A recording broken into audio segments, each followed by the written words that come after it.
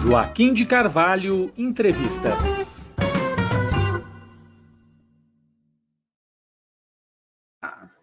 Boa noite. Olá, boa noite, Sara. Boa noite ao seu. Obrigado, viu, por estar aqui conosco, atender o nosso convite. Há bastante tempo que eu gostaria de fazer essa entrevista com você, deu certo agora. Então, passo a palavra para você, o Alceu Castilho, que vocês conhecem. Ele é o criador, editor do site De Olho nos Ruralistas e autor de livros sobre a questão rural no Brasil.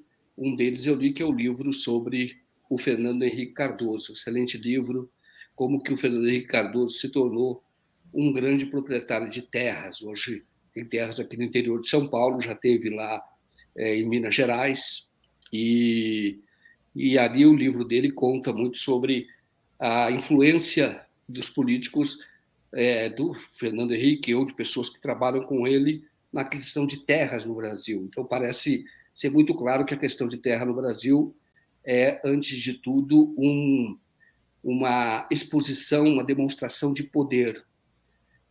Então, boa noite, eu passo para você a palavra, e daqui a pouco tem uma série de questões para você, começando como é que se estruturou a questão agrária no Brasil, porque poucos têm muito e muitos quase não têm nada. Boa noite, Joaquim. Boa noite, Sara, seguidores do 247.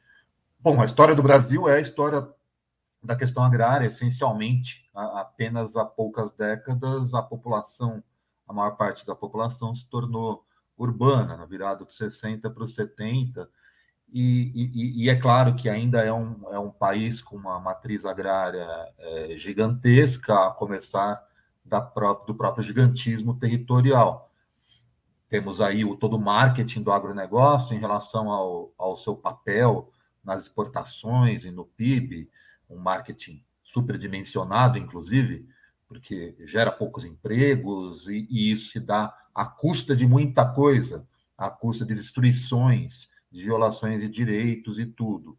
Agora, a gente pode, em meio aos inúmeros aspectos dessa história da questão agrária no Brasil, destacar uma face político-institucional, que é o poder desses atores de eleger e derrubar presidentes. O golpe de 64 foi um golpe diretamente associado ao medo da reforma agrária, né? Como se reforma agrária fosse coisa de comunista, em meio às reformas de base do Jango. E o golpe de 2016 teve um papel grande também da Frente Parlamentar da Agropecuária, a bancada ruralista, na deposição de Dilma Rousseff. Teve voto do Osmar Terra, ele estava rodeado de cartazes ligados ao agro, né, o que eles chamam agronegócio de agro, entre outros. E depois na manutenção do Michel Temer no poder. Então, esses caras, né, essas pessoas, esses senhores e essas senhoras, têm um poder descomunal, foram decisivos também para a eleição do Jair Bolsonaro, cujos discursos de extrema-direita já vinham sendo praticados por esse povo há muitíssimo tempo. Esse discurso não é só do Bolsonaro, não é só um discurso de caserna, de extrema-direita urbana. Ele tem também as suas origens agrárias neste país, que fala de voto de cabresto, que fala de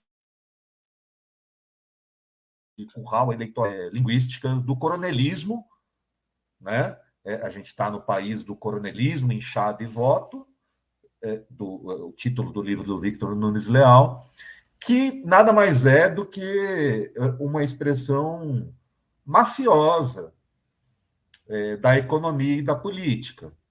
Claro que com roupagem brasileira, mas o coronelismo está ligado, inclusive, à ostentação da qual você falava aqui, né, a ostentação do Fernando Henrique. Né, não basta ter terra, é preciso demonstrá-la, ostentá-la, politicamente, inclusive, e politicamente também por meio do voto e por meio dos discursos nas assembleias, nas câmaras e no Congresso Nacional. Tá certo. Alceu, e você acha, antes de prosseguir para um outro tema, que o MST é a resposta adequada a essa concentração de terras, a forma como fazem, fazem essa militância denunciando a concentração de terras, reivindicando terras? Você acha que a estratégia deles é adequada para que tenha uma desconcentração de rendas aqui no Brasil? Bom, primeiro, o MST tem várias estratégias, não apenas uma. E essa estratégia que estão combatendo agora até é uma que nem está tão em voga no momento. O MST, neste momento exato no Brasil, ele está mais preocupado com a afirmação de sua identidade de produtor de alimentos, alimentos saudáveis, alimentos para matar a fome da população, do que propriamente com ocupação de terras, essa que eles chamam de invasão.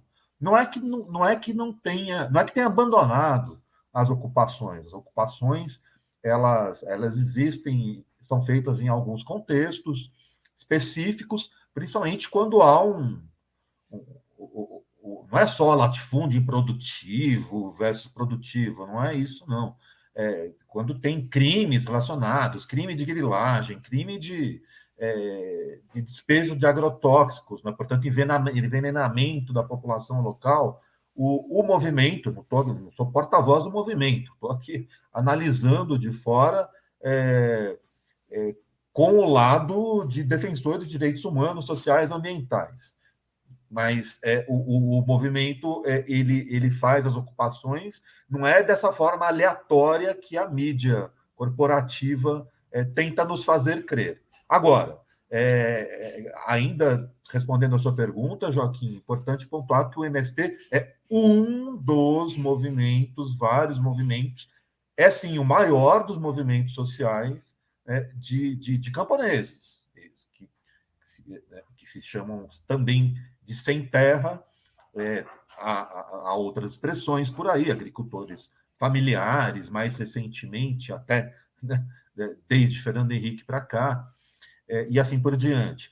E temos os quilombolas, temos os indígenas e temos esse universo de camponeses, de pescadores, de extrativistas, de quebradeiras de coco, de catadoras de mangaba, de várias categorias, né, de agricultores que ficam que podem ser definidas como camponeses, como campesinato. E aí não é só MST, tem gente. Aliás, eu ia falar que tem gente muito mais radical que o MST, mas o MST não é hoje um movimento particularmente radical. A gente tem a Liga dos Camponeses Pobres na Roraima, em Rondônia, digo, principalmente em Rondônia. Esse movimento, sim, tem um enfrentamento maior com o latifúndio, com o latifundiário. Antes a gente falava latifúndio, latifundiário, né? Antes de se popularizar a palavra agronegócio, também de forma muito recente aqui. É uma coisa da virada do milênio mesmo, do século, que né, essa transformação de agribusiness em agronegócio, com uma nova roupagem, né, para essa coisa que é arcaica, tem centenas de anos arcaicos e de violências ambientais e contra os povos do campo e contra a alimentação saudável. Então, assim, é preciso, em tempos de CPI do MST, né, da possibilidade já anunciada, assinada, de uma CPI do MST, desmitificar algumas mentiras, inúmeras mentiras que são proferidas pela imprensa gorda a serviço, cada vez menos gorda, é verdade, né? Mas a serviço da direita, da extrema-direita, querendo demonizar aqueles que estão produzindo os hortifrutis que chegam à nossa mesa. Tá certo. Você conta, agora você falou da CPI, mas antes eu queria falar muito do teu livro. Você conta, por exemplo, você fala muito da questão do Pontal do Paranapanema, né? você fala do Pontal e de como é que o Estado não coloca a mão nesse vespeiro, né? Como é que se formou ali no Pontal? Parece que há muitas terras, inclusive da Odebrecht, né? Que são terras que não estão legalizadas ou plenamente legalizadas, com indícios fortes de grilagem. Como é que se formou? Dando um exemplo específico do Pontal, que tem a questão do Pontal. Como é que se formou ali essa concentração de terras e por que o Estado não mexe com isso? O Estado não interfere. É o MST, em algumas situações, não só em São Paulo, que quando ocupa uma terra denuncia, mas essa terra não é essa terra é uma terra grilada, essa terra é uma terra da União. Como é que essa situação do Pontal explica um pouco de toda a injustiça que existe em torno da terra? Primeiro, Joaquim, é bom situar o internauta que não é de São Paulo, nessa região, né? O Pontal do Paranapanema é o extremo sudoeste do estado de São Paulo, divisa com o Paraná e também com Mato Grosso do Sul.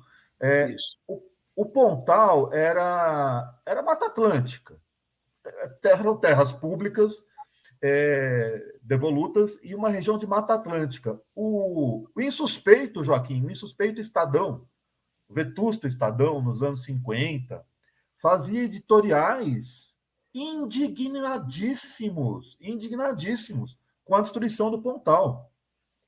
Não, tinha um certo viés ambientalista até, por incrível que pareça, né?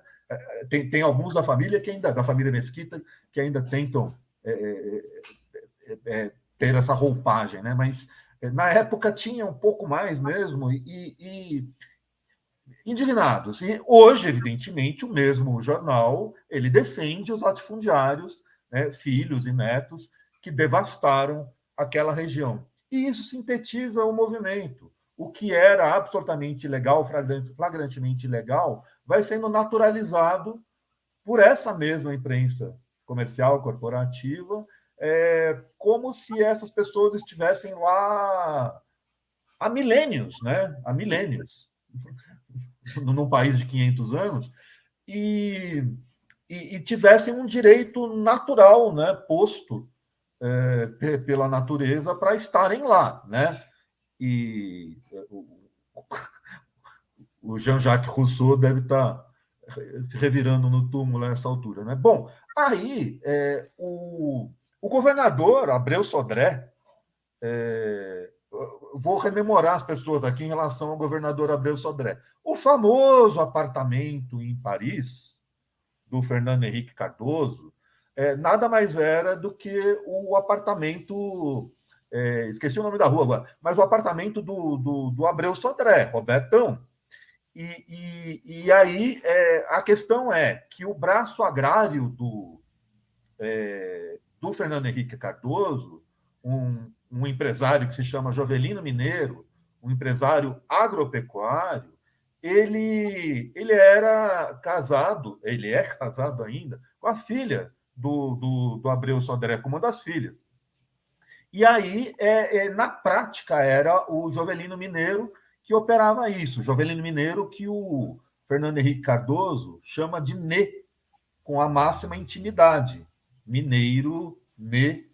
E aí, na prática, o Jovelino Mineiro, a família do Jovelino, ele e a esposa, cediam gentilmente esse apartamento para o Fernando Henrique. Eu não sei quem está lá hoje, mas quando eu publiquei o livro, em 2019, quem estava morando lá era o filho, o último dos filhos, o quarto filho do FHC, que é o filho com o que se chamava antes de amante, enfim, com a namorada dele, a jornalista, com quem ele teve um relacionamento amoroso, o filho que, questões de DNA à parte, o próprio Fernando Henrique assumiu como tal. Então, mas tudo isso para falar do Abreu Sodré, que era também, por pura coincidência, né, Joaquim, conseguiu terras nessa terra de ninguém, né, nessa terra, nesse território que deveria ser público, de terras devolutas. E aí, boa parte dessas fazendas foi parar nas mãos do Jovelino Mineiro, novamente ele. que é quem também conseguiu essas terras ali para o FHC em Botucatu. Botucatu é mais aqui para o sul, né, para o sudoeste do estado, mas é a cidade, é uma cidade importante, quase o tamanho do município de São Paulo. O município de Botucatu é quase o tamanho do município de São Paulo, é grande, 9º e 10º município do estado de São Paulo em área. E ali que o Fernando Henrique tem o canavial dele, vizinho de uma empresa agropecuária, que era do Jovelino Mineiro, em área de mananciais, na beira do Rio Pardo, área de proteção permanente, numa área muitíssimo maior que a do sítio do Lula, o que chamavam de sítio do Lula, o sítio do Jacob Ittar, né? Sítio, não fazenda. Então, Fernando Henrique, com 2 fazendas lá, transformou tudo num canavial, e a imprensa comercial brasileira até hoje não escreveu uma linha a respeito, apesar de eu ter documentado com cartório, com documentos da prefeitura, com tudo, essa propriedade que foi para a especulação imobiliária. E aí, só tentando dar um desfecho na sua pergunta, para a gente passar para as outras, né? A especulação imobiliária é chave nisso tudo também, do Abreu Sodré ao Fernando Henrique, da grilagem ao Jovelino Mineiro. Muita coisa no campo passa por esse movimento de valorização das terras, né? E isso explica muita coisa no Brasil, explica avanços diversos, destruições, violências diversas do norte ao sul do país. Muito importante. Bom, você está contando a história do Brasil a partir da terra. O Jovelino, inclusive, tem uma atuação em Pontal, né? Não tem terras lá, o que ele intermediou, algo assim. O Jovelino Mineiro. E o Jovelino Mineiro é uma pessoa que foi aluno, né, do Fernando Henrique Cardoso. Ele foi aluno, tinha essa relação com o Fernando Henrique.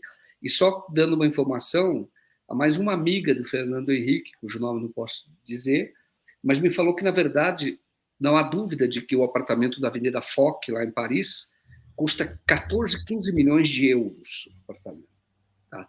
E ele fala, a prova de que não é do Fernando Henrique é que o Jovelino e a Maria do Carmo, que é a esposa dele, filha do Abreu Sodré, tem 2 apartamentos no mesmo prédio.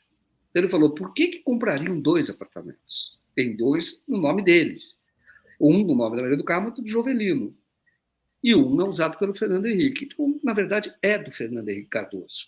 Isso, agora, pegaram um triplex numa parte que é a parte que não é nobre do Guarujá, que estava penhorado, que era dado em garantia de dívida da OAS, e disseram que era do Lula. Uma coisa profundamente injusta, e como você disse, você documenta no teu livro, não fala da questão do apartamento, fala até do apartamento de Paris, mas a imprensa não falava. E, naquele período, o Lula, do sítio de Jacob Ittar, tinha 2 alqueires, aquela parte, tinha um pedalinho lá que colocou para o neto da Marisa, e isso virou um escândalo. O Lula foi para a cadeia por conta do triplex, da condenação do triplex, mas se falava muito na questão do sítio de Atibaia, não falava nada do Fernando Henrique Cardoso. As coisas acontecendo efetivamente com prova, né? Então, é muito interessante o seu livro quando você fala muito sobre como que o Fernando Henrique, à medida em que ele vai adquirindo poder, ele vai virando um fazendeiro, com pose de fazendeiro, com amigos fazendeiros, que vão resolvendo os seus problemas pessoais. Você até fala no livro, e é verdade, o Jonas Barcelos, que é também do agro, que era o dono da Brasif, vai resolver um problema pessoal dele, que ele tinha que pagar pensão para Miriam Dutra. E a pensão é reduzida. E quando é reduzida, o Jonas Barcelos, que participou com o Fernando Henrique de leilão de gado, tal, vai lá e faz um contrato fictício com a Miriam, né? É impressionante como o seu livro conta como que a história de poder a partir da terra ela é possível entender com um caso particular, que é um caso privado, que é um caso da Miriam. Achei muito interessante quando vi todo o teu livro. Mas antes da gente, vamos dizer assim, aprofundar esse assunto, e até lembrar, quando você fala do Abreu Sodré, que eu conheço um pouco a história de São Paulo, a disputa de terra era sangrenta. com assassinato. Teve uma pessoa que era um balconista, que era um líder político e que virou de donos de terra, chamado Tunico Lista, que foi assassinado, foi preso, uma campanha absurda, porque ele ousou ter terras numa área em que Abreu Sodré e o grupo dele tinham as terras de Santa Cruz do Rio Pardo. Então, é uma coisa impressionante como tem violência nessa concentração de terras. O seu livro e os seus estudos falam muito sobre isso. Então, eu quero, antes da gente prosseguir, perguntar para você por que é que você decidiu fazer o site de Olho dos Jornalistas. Você que tem uma experiência, salvo engano, no Estadão, né? Você cobria essa área pelo Estadão e você depois faz o de Olho dos Jornalistas. E por que é que você decidiu fazer, montar esse site, contar essa história e como é que você vive, né, a partir desse site? Teve um hiato aí entre o Estadão, de vários anos entre o Estadão e o que levou à criação desse observatório, do De Olho nos Ruralistas. Eu fiquei, de fato, muitos anos no Estadão, depois da faculdade, mas fui trabalhar em outros lugares. Eu trabalhei até com o Leonardo Atucho na Isto é Dinheiro, inclusive. E aí eu andei para Brasília, e exatamente em Brasília eu comecei a tentar mais para o poder da bancada ruralista, né? Eu até me lembro que o Washington Novaes, ele ficou conhecido como jornalista ambiental, né, e tal. Ele não gostava desse penduricalho. Ele gostava de ser definido como jornalista. E ele escrevia sobre ambiente, dizia ele, porque o ambiente é importante, jornalistas precisam escrever sobre coisas importantes, portanto eu escrevo sobre isso. Não é que eu escreva só sobre isso, ele dizia. É mais ou menos isso. Ao perceber que a bancada ruralista era determinante na máquina do Congresso, eu passei a pesquisar isso. Eu tinha até feito eu tinha pego todos os bens dos deputados eleitos federais eleitos em 2006, e foi aí que eu constatei, puxa, mas esses dados rurais aqui são os mais legais do que os outros, né? Gado, umas histórias esquisitíssimas, com gado, com fazenda. E aí eu comecei a me debruçar nos dados, expandir para além do Congresso, expandir para as assembleias e para os prefeitos. Passei 3 anos pesquisando, escrevendo. Aí, em 2012, eu publiquei um livro que se chama Partido da Terra, como os políticos conquistam o território brasileiro, que é da editora Contexto. E foi num ano de aprovação do novo Código Florestal, os ambientalistas viram o livro e começaram a me chamar para debates, promoveram um ciclo de debates em São Paulo. Durante esse ciclo, que levou o nome do livro, Partido da Terra, veio a ideia, eu mesmo tive a ideia de criar um observatório sobre agronegócio para dar o salto da política ruralista para o que a mantém, que é a força da grana. Todo o sistema econômico que mantém esse sistema político, isso que eu chamei lá no livro de sistema político ruralista, mais do que uma bancada ruralista.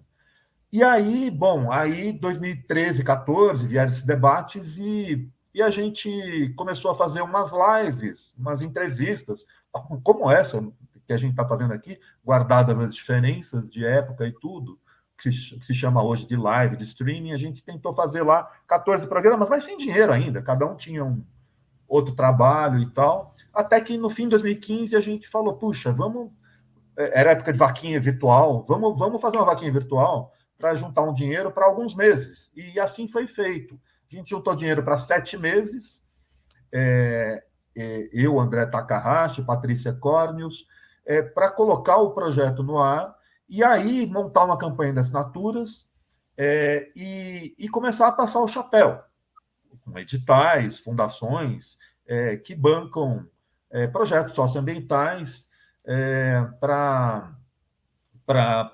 ter, evidentemente, um borderô mensal, um borderô anual, mensal, e poder ir montando a equipe. Hoje a gente tem uma equipe bem maior do que 2016, vamos completar 7 anos agora em setembro, esses 7 anos fixos, né, descontada a pré-história, já com um novo perfil. Hoje a gente nem considera que faz apenas jornalismo, a gente faz jornalismo, sim.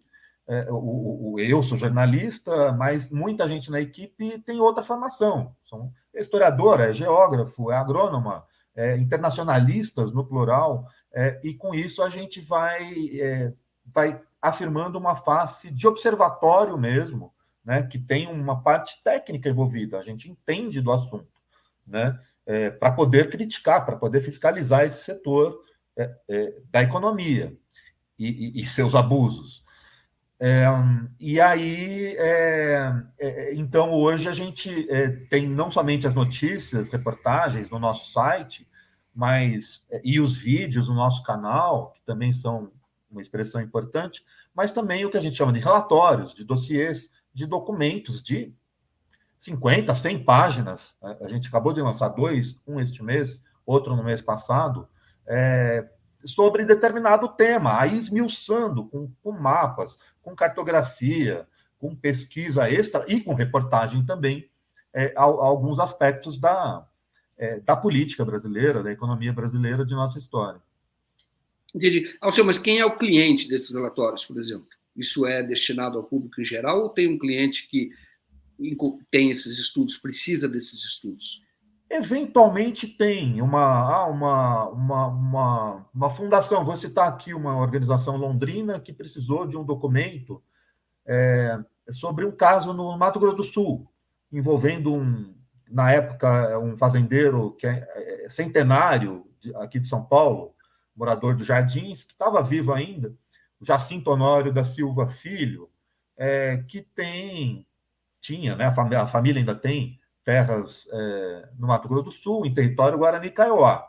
E aí essa organização londrina nos contratou, porque a gente tinha feito uma série chamada De Olho no Paraguai, com proprietários dos dois lados da fronteira.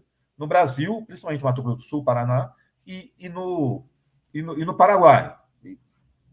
Dos dois lados do Paraguai, do lado do Chaco, enfim, do lado oriental e do lado ocidental.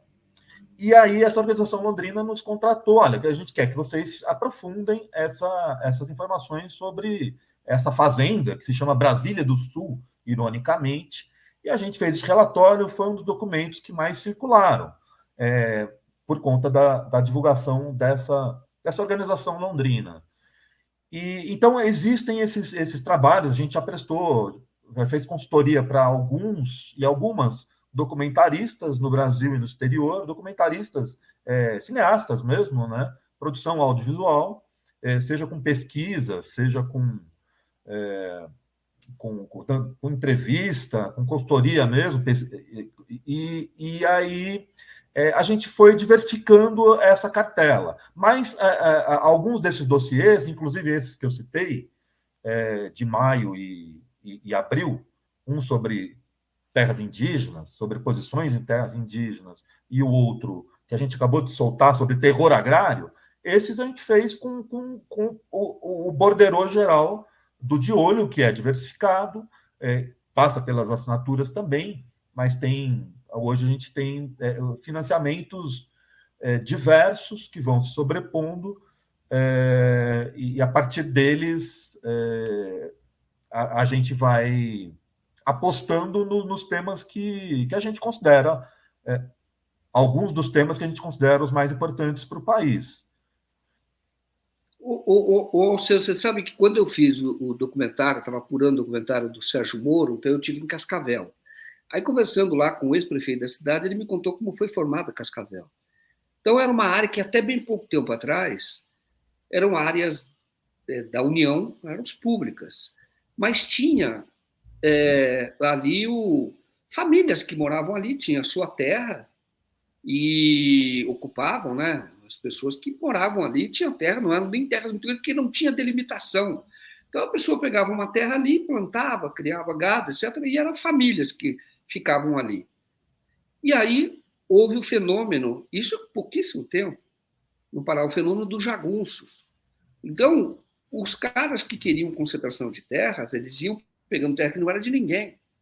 Teoricamente, se foi de indígena, mas não tinha mais indígena, ou tinha, e estavam colocados mais na direção do Paraguai, que eram os índios ali, guaranis, né?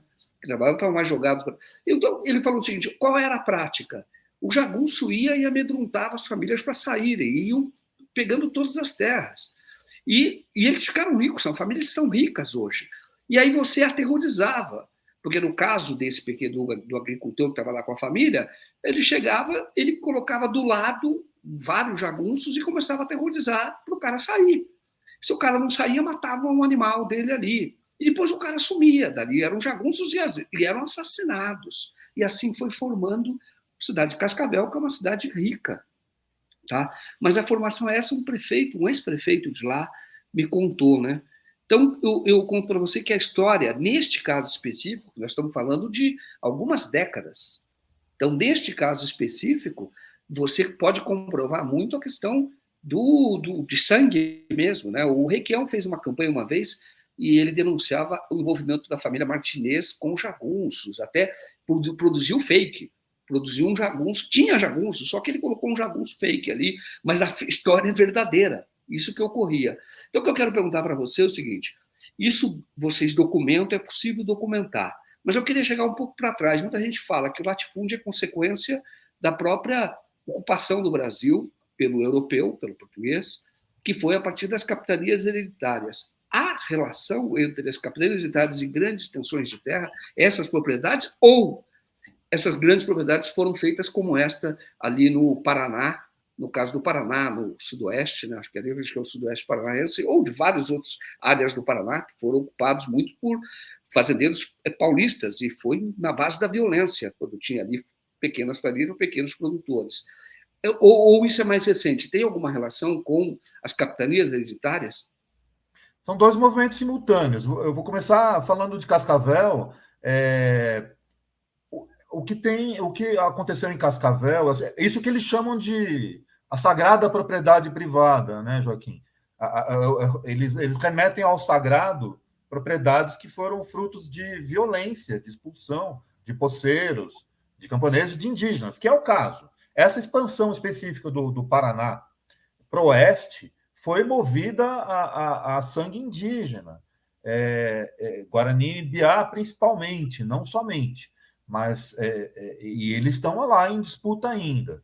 Foi um movimento racista, tá? O expansionismo ele é racista, e na época queriam ocupar o oeste do Paraná com os colonos brancos, expulsando os indígenas e expulsando o racismo, está aí por definição, e expulsando os poceiros, que são filhos de quem? Né? Netos de quem? Dos indígenas e dos que se chama hoje de escravizados. Né? Claro, há uma miscigenação, né? Mas o racismo também está posto aí. E aí, depois, mais recentemente, veio Sete Quedas também. Cascavel é região de fronteira, assim como ilhas, praias, tal. Não era para ser propriedade privada de grandes proprietários, de latifundiários. Né? Pode ser ocupada por poceiros, sim, que tem uma agricultura uma agricultura ou agropecuária de subsistência, o que é muito diferente de você ir lá e, como dizia o Rousseau, dizer esta terra é minha e as pessoas em volta são suficientemente, não ingênuas, como dizia o Rousseau, mas suficientemente amedrontadas, não é? Para dizer, então tá, é sua mesmo, né? Porque se vem o jagunço por trás, né? O que eu posso fazer? Elas são mortas também, foram sistematicamente mortas ao longo dos séculos. Bom, aí o que isso tem a ver com capitanias hereditárias, né? As famílias estão aí, elas continuaram a partir dos vários modelos de uso da terra, das sesmarias, né? Depois, as plutocracias foram se reproduzindo. E é claro que a partir de fatias menores de terra, uma capitania hereditária era, né, uma coisa extraordinária em termos de tamanho, de território. E depois vem a Lei de Terras em 1850, que torna o sistema fundiário como está aí hoje, né? Esse modelo, né, privado para poucos, vem a escravidão e não era, evidentemente, este território de 8 milhões e 500 milhões de quilômetros quadrados não era para essas pessoas. As elites não ofereceram terras para essas pessoas. Elas tiveram que se virar, né? Já estavam se virando em quilombos, e começaram a formar o que se chamava de favelas, agora comunidades. Eu vou dar um exemplo aqui muito interessante, Joaquim, sobre o que você perguntou. Se você me perguntar agora o sobrenome dela, eu não vou me lembrar. Mas a mulher do chicote, lá no Rio, a que chicoteou os entregadores A de Sinhá de Seu comida. Conrado. Isso, a Sandra está quase me Isso. vindo aqui, mas os Sá, acho que é Correia de Sá, uma coisa assim. Tanto que o antepassado mais longínquo dela é o Mensá. O Mensá era tio do.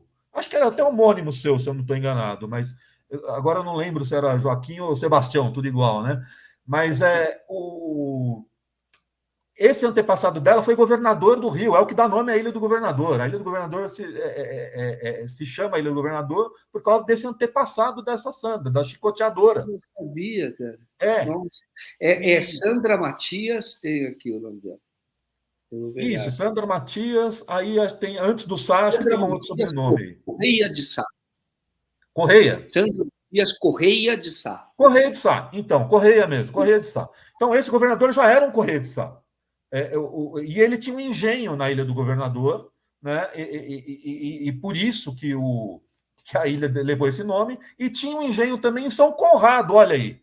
Né? O episódio se ocorreu em São Conrado. Então, ela realmente estava territorializando aquilo. Os antepassados dela eram donos também de São Conrado, fazenda e engenho. Né? Então, isso responde a sua pergunta. Essas pessoas continuaram no poder. Né? É claro que depois, com uma migração do poder para a urbe, né? Mas elas não deixaram de ter terras também. Eu não sei especificamente os Correios de Sá, né, o quanto eles continuaram a ter terras pelo país, mas os seus, né, parceiros, amigos, colegas de capitanias hereditárias de Sesmarias, né, e de bancadas ruralistas há 150 anos, eles certamente continuam sendo os donos de terras neste Brasil. Spoiler, no segundo semestre a gente vai falar um pouco sobre isso no Observatório. Você vai, que interessante, hein? Agora, eu vou falar de quê no Observatório? Dá um spoiler, aí não precisa contar os Donos de detalhes. terras. O tema Donos qual é? de terras. Os donos de terra? É Sobre isso? os donos de terras do Brasil, os donos literais de terras.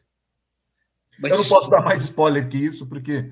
Né, mas enfim, isso com a conexão histórica, não? É isso? Inclusive com a conexão histórica, mas tentando fotografar esse momento, tentando fotografar 2023 ou 2022, Que interessante. conforme os dados disponíveis. Né?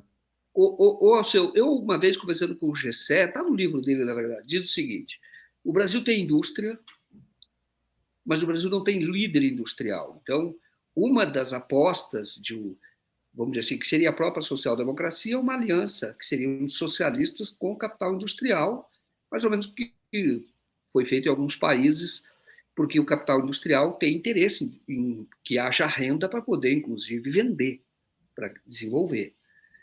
Então, há estrategicamente alianças no mundo, né, socialistas com o capital industrial, que forma a social-democracia, não é verdadeiro, não tem nada a ver com o PSDB. E o que é que o Gessé fala? Que o Brasil tem indústria, mas não tem líder industrial. Que a liderança política é agrária. Inclusive, há casamentos entre eles, negócios do industrial que ele vai para o agro. O caso do Fernando Henrique, que é político e que foi para a agricultura, virou um fazendeiro, né? E tem outros. Família Marinho, dona de televisão, tem a fazenda, é produtora de café de qualidade, lá, aquele café Orfeu, é deles, uma fazenda que foi de um banqueiro, que era sócio do Walter Moreira Salles, o velho, que é a fazenda Sertãozinho, onde eu tive também, que é uma fazenda muito bonita, por sinal, era do Homero, que era sócio do Walter Moreira Salles. Quero dizer para você o seguinte: por que é que continua tendo esse poder todo? Se você falar numa democracia, o líder agrário não tem voto, entendeu? Nem emprega tantas pessoas, mas ele continua tendo muita influência nos destinos do país. Você falou de 2 golpes com participação efetiva. Por que é que não há uma transformação econômica, já que, como eu disse, existe capital industrial no Brasil, existe o capitalismo industrial, mas não tem a liderança do capitalista industrial. Vejam o presidente da Fiesp, por exemplo. O outro era meio picareta, participava de golpe. E esse parece não ter força política atual, que é o filho do José Alencar. Né? Então, eu citei aqui já o livro Coronelismo, Inchado e Voto, do Victor Nunes Leal, que explica muita coisa.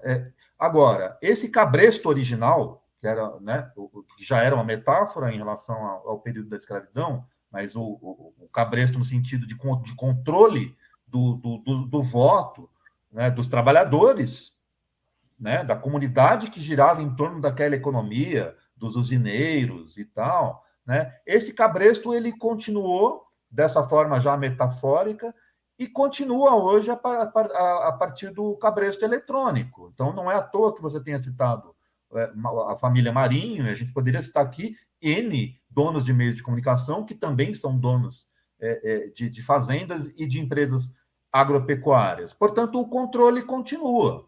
E esse controle passa pela invisibilidade da luta dos povos do campo, poceiros. A luta dos povos do campo não é só dos movimentos sociais de maior expressão, como MST, e que é importante.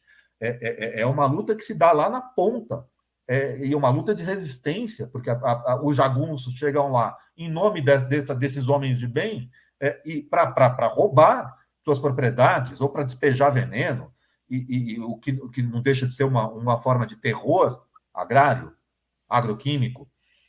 E esses donos de meio de comunicação impedem que a população saiba exatamente o que acontece no campo. Aí tem a parte financeira, você me pergunta da parte financeira. Eu vou citar um exemplo aqui.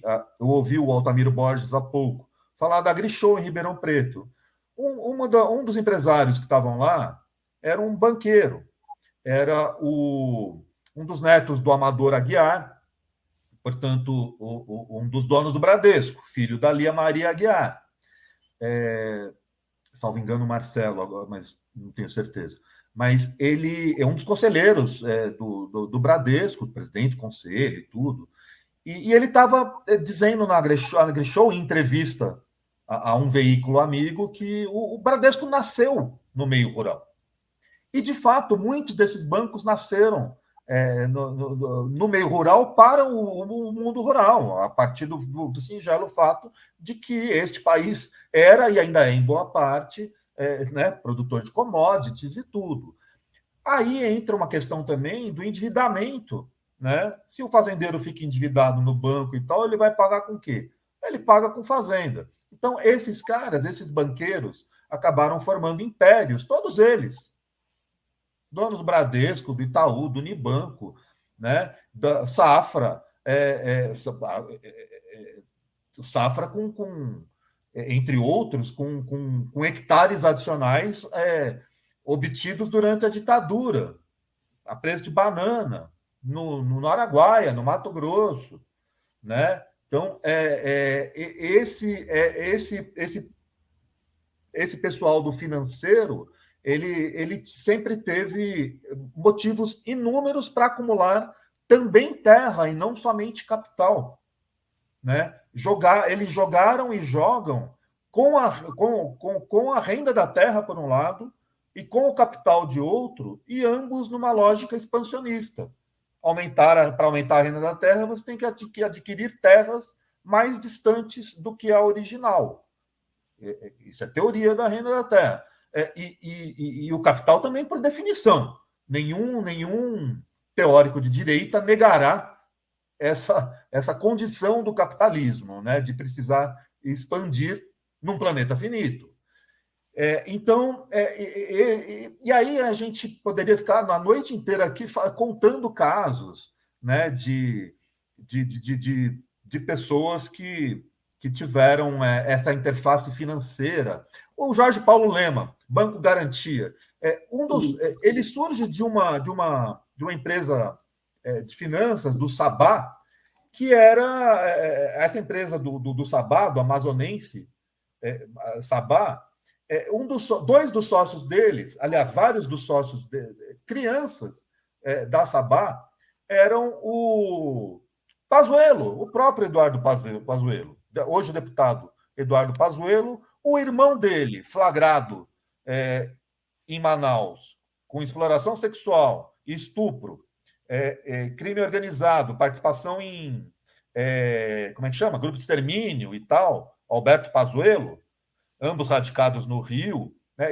Crianças eram sócios dessa Sabá, que foi uma das empresas que foram dar origem ao Banco Garantia, né? Jorge Paulo Lema, hoje o dono, né, um dos donos do país. Que, por sinal, também conseguiu a Eletrobras, ele e sócios bilionários, a Eletrobras, que tem, por sua vez, fazenda em terra indígena. Eu estou citando aqui os donos do Bradesco, porque eles também têm fazenda em terra indígena. Então, eu já citei aqui Bradesco, Eletrobras, ou seja, 3G, né?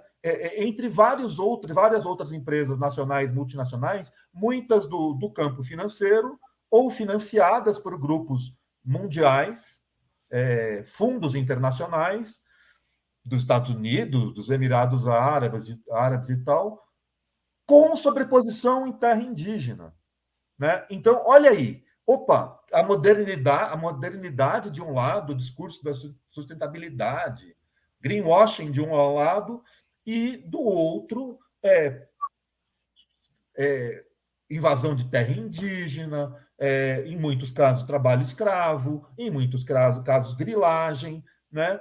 E como sabemos, né, Joaquim, o capital, os bancos eles não trabalham só com dinheiro do capital legal. Então, o capital legal e o ilegal estão emaranhados explicitamente nos bancos. No mundo agrário, não é tão diferente assim. Então, essa grana limpo de tudo, vai tudo circulando, não tem dono só de uma coisa. Eu sou só dono de garimpo, sou só dono de agropecuária. É o capital circulando ali, legal e ilegal. O Alceu que falou, mas o industrial não se firma no Brasil, né? Como liderança política, embora exista indústria, né? Você citou Coteminas, né? Josué Alencar, né? É agropecuária e a indústria ao mesmo tempo. Então tem uma associação, usina. Uma usina é uma indústria. Então existe, claro, o bem bolado aí. Mas houve uma opção muito recente de desindustrializar o país. Aqui até questione se este país já foi mesmo industrializado. De qualquer modo, já foi mais, né? E uma opção de meio plantation, né? Pelas commodities. Agora, com essas contradições, com esse diálogo já direto com o mercado financeiro, sem precisar de indústria no meio. Cada vez mais, né, em meio ao modo como se dá o cassino financeiro mesmo, já apostando cada vez mais na especulação imobiliária nas últimas décadas, em meio inclusive a futura ou contemporânea guerra da água, né? Esses ativos se tornaram importantes né, para esse pessoal. Alceu, nós tivemos praticamente isso que você está contando, nós tivemos agora a possibilidade de ver no presente a história, que é a questão indígena no Brasil, que é a invasão de territórios indígenas na Amazônia. Foi exatamente isso que aconteceu ao longo da história do Brasil e nós vimos agora, ou eu estou enganado? Sim, e como projeto da ditadura, inclusive, não é que a ditadura explique tudo, né? Há processos violentos anteriores à ditadura de 64. Bom, tivemos outra ditadura antes, né? Tivemos Estado Novo, tivemos tanta coisa, né? A violência tem 520 anos, mas da ditadura para cá, outro dia a ministra Sônia Guajajara estava propondo a Comissão da Verdade indígena, né, especificamente indígena.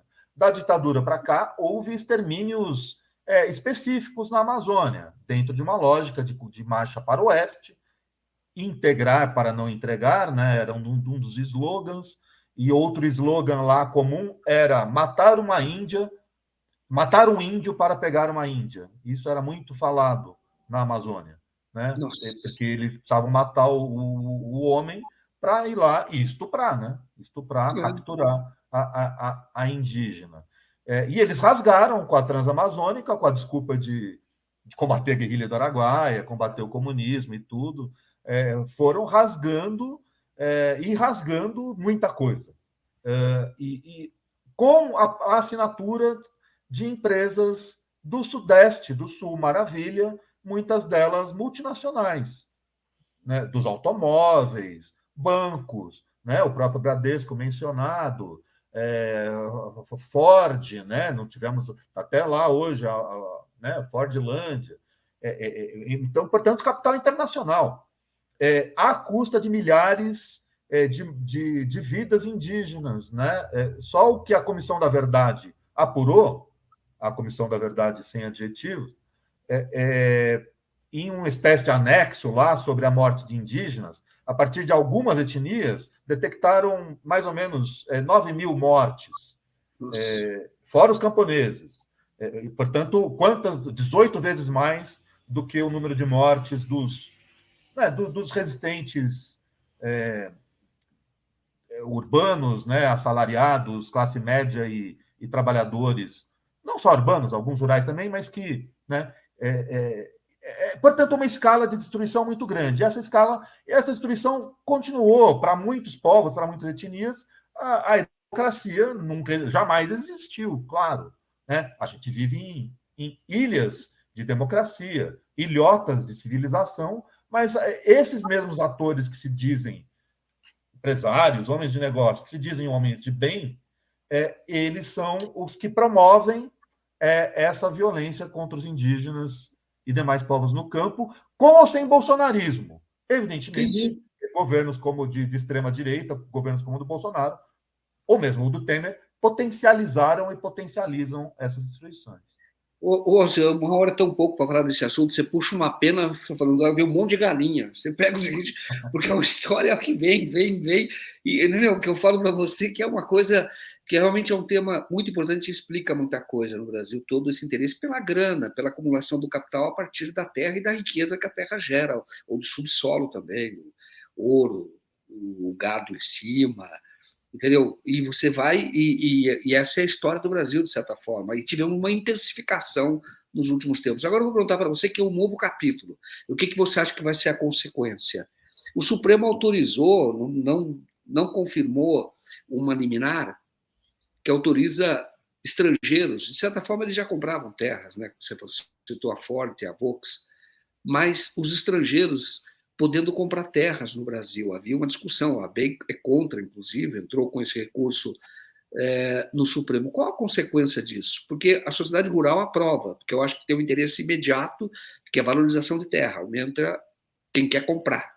Então, eles vão ganhar dinheiro no curto prazo. Mas você pode ter uma desnacionalização muito grande. Qual é a sua opinião sobre isso? Quais as consequências que pode ser, inclusive para a soberania do Brasil? Olha, esse é um tema nebuloso, repleto de contradições, contradições inclusive entre eles, ou principalmente entre eles. Se não tivesse contradições entre eles, essa boiada já teria passado. Então, de fato, a sociedade rural brasileira, que tem sede aqui em São Paulo, no andar, no mesmo prédio da Fundação Fernando Henrique Cardoso, e não é por coincidência, né? A sociedade rural brasileira, ela, de fato, é a favor do liberou geral, em relação à compra de terras por estrangeiros, que está cada vez mais atrelada ao circuito financeiro, ao cassino, do qual falávamos. Mas existem muitos setores no Brasil que são contrários. Principal deles, principal em termos de poder, a soja. O pessoal da soja é majoritariamente contrário. O Blairo Maggi, quando era ministro da Agricultura do governo Temer, ele teve uma posição muito curiosa a respeito. Não, eu sou a favor da venda de terras para estrangeiros e tal, mas menos nos grãos.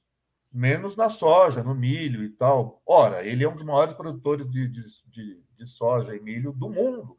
Ele, o primo dele, né, o Eraí Maggi. Então, quer dizer, ideologicamente, eles deveriam ser coerentes com discursos liberais e falar que venham todos.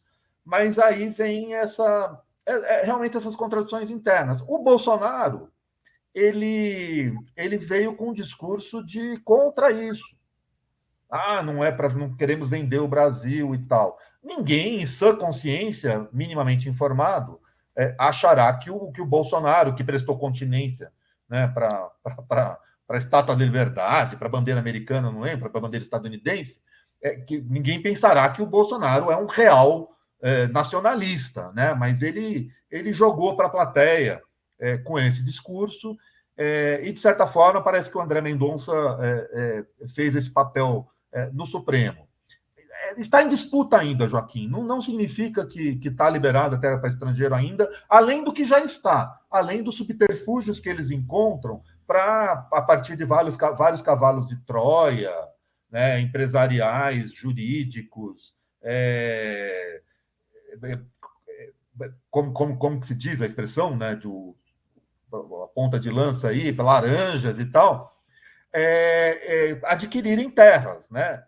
A gente identificou aqui no relatório de sobreposições em terras indígenas uma associação com origem no Rio Grande do Sul, de professores, não sei o quê, que na prática hoje está na mão de italianos. De italianos que, por sua vez, têm curiosas ligações com pessoas ligadas à Cosa Nostra, a máfia siciliana. Né? Então, e está lá, é um dos maiores latifúndios do Brasil, da Clube.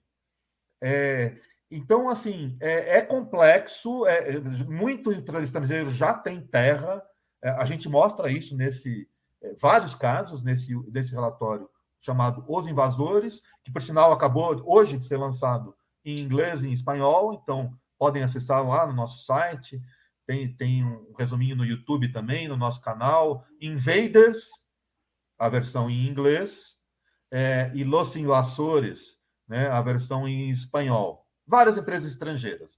Então, o quanto vai esse projeto que você citou vai andar a partir daí, não sei. Durante a ditadura teve investigação, teve CPI lá no fim dos anos 60, específica para isso.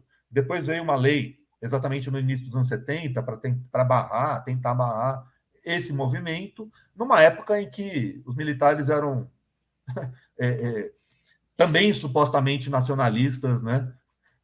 Como reproduz hoje o Bolsonaro, mas havia um pouco mais de pudor, um pouco mais de pudor a respeito. Né? Hoje, muita gente não quer mesmo. Teve outro caso no governo Temer, que eram os cafeeiros, os capixabas lá, que o pessoal queria liberar, diminuir a taxação de importação de café, aí os produtores brasileiros de café falaram, olha, não, como assim? Né? Então, é o liberalismo até a página 5, né, só. Exato. Você pode ter uma consequência que você perder um instrumento de política econômica, porque se você tiver terras com interesse de produzir aqui o que tem demanda no seu país de origem, estrangeiros, não é o Brasil que vai decidir mais se decide incentivar, por exemplo, o café, se decide a cana, se decide o grão, se decide...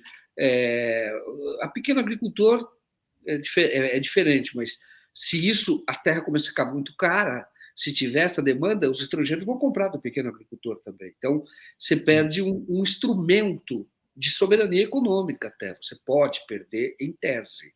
E no momento em que o governo Bolsonaro, olha a contradição aí, né, fez o Titula Brasil, que é uma forma que é uma contra-reforma agrária. Você pega terras da reforma agrária e do INCRA e põe no mercado. No momento que você põe no mercado, os tubarões engolem o peixe, evidentemente. Claro. Né? Então, você deixa de ter, né, o repertório, o território da reforma agrária. E existe um fenômeno mundial que se chama land grabbing, que é essa aquisição mundial de terras, essa financiarização de terras, essa captura de territórios, que passa, em boa parte do mundo, também pela grilagem, pela apropriação ilegal. Ou seja, há uma transferência do público para o privado e do ilegal, gradativa, do ilegal para o legal, que foi o objeto do Título Brasil aí do Bolsonaro. Aí, como um governo Lula vai fazer reforma agrária num contexto desses, onde toda essa gente apoia a extrema-direita, né? Então, se torna refém até pelo poder da bancada ruralista no Congresso. Isso motivaria outra entrevista aqui, Joaquim, falar do poder da bancada ruralista, né? Eu quero voltar a falar com você sobre esse tema, porque eu acho um tema importante e até sugiro que vocês estudem essa questão da venda de terras para estrangeiros. Qual seria o impacto? O que isso, se é bom ou é ruim no Brasil? Como é que ela tem crescido? Sabendo que o maior incentivador disso é o Michel Temer, tá? A partir do golpe de 2016. Porque esse golpe que resultou em Bolsonaro tem contradições entre eles, como você mesmo falou. Entendeu? Mas um grande incentivador da liberação de venda, e até o Alexandre de Moraes, que foi ministro indicado pelo Temer, foi quem votou pela liberação dessa venda, foi quem puxou a divergência. Então eu digo para você, você falou a palavra correta, tem muita contradição, e então demanda estudo, e não só deixar estudos na mão da direita, é preciso que haja estudos como vocês, que têm uma posição muito mais independente a favor do Brasil e, sobretudo, do povo brasileiro. É isso que é importante. Então, fica aqui minha sugestão de que, em algum momento, vocês se debrucem sobre isso, porque isso está acontecendo muito rapidamente. Para o dono de terra pode ser bom no primeiro momento, porque vai subir o preço, e talvez eles queiram isso, mas aí você vai ter uma internacionalização maior da agricultura brasileira. Entendeu? É isso que pode ocorrer. Entendeu? Não sei, é um tema complexo, mas que demanda estudos. E vocês eu acho que vocês têm credibilidade para fazer um estudo nessa área. O Alceu, terminamos aqui por causa do horário. Passei até do horário. Muito boa entrevista com você. É complexo, como eu disse, é um assunto importante. Você entende o Brasil a partir da questão agrária. Vou chamar a Sara para a gente encerrar, então, tá bom? Perfeito, Joaquim. Agradeço o convite. Estamos à disposição para outras conversas sobre esses e outros temas. 247, ele tem uma missão aí no Brasil, e a questão agrária é um dos temas onde falta, onde as pessoas ainda não entendem muita coisa. Um abraço, boa noite a todos. Obrigado, viu, Alceu? Obrigado a você. Chamar a Sara para fazer o encerramento. Obrigado e até mais. Não sei como é que a Sara está na conexão dela. Quem está aqui? Obrigado, Alceu. Obrigada. Tchau, tchau. Tchau. Até mais.